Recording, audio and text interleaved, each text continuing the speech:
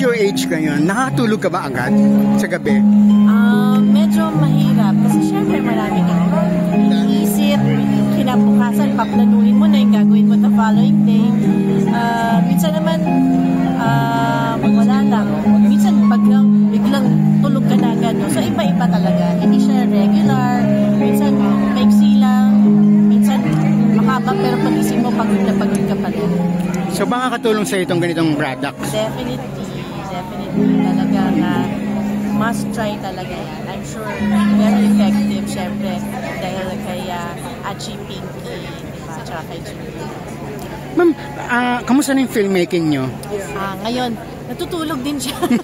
Bakit po? Hindi, nag-rest muna kami. Hindi, kumbaga, hindi muna kami gumagawa ngayon kasi we are focusing on other ventures.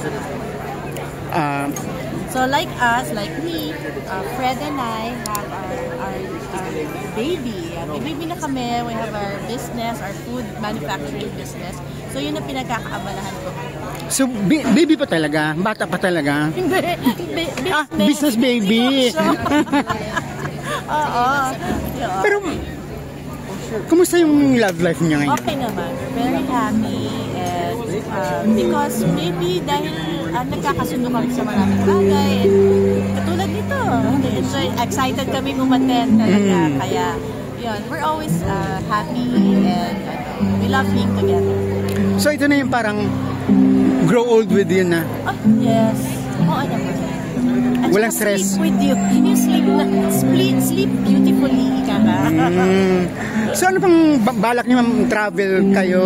Paano? Mahilig kami mag-travel, mahilig kami kumain, mahilig kami now we're working on yung our wellness, yan, ganyan, yung having enough sleep, restful sleep, ganyan, yung tamang pagkain, yung pag-aalaga sa sarili, sa katawan. Bakit importante yun, ma'am, sa ganyan ngayon? At our age, kasi eto na lang, lumalabas na yung mga, di ba, yung mga dating akala mo hindi ka magkakaroon, di ba? So ngayon, ingat ka sa pagkain, tama dapat din supplements mo. So, we have to take care of ourselves. Especially kami, may mga anak kami, and meron pang 12-year-old na bunso. So, marami pang kailangang lakas para sa mga bata.